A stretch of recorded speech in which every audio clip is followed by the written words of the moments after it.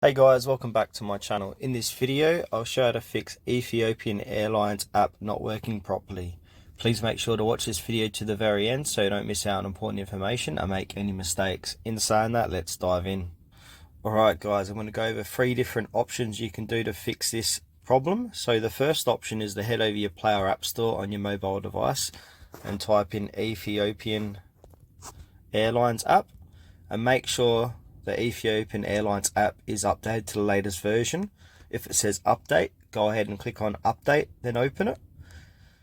And if that doesn't work, you can go back, click on Ethiopian Airlines, click and hold to bring up more settings. Click on the little eye symbol next to it.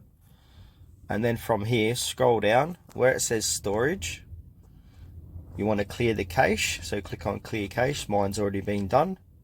You can also go back and force stop the app as well while you're here, and then go back to the app and see if it works properly.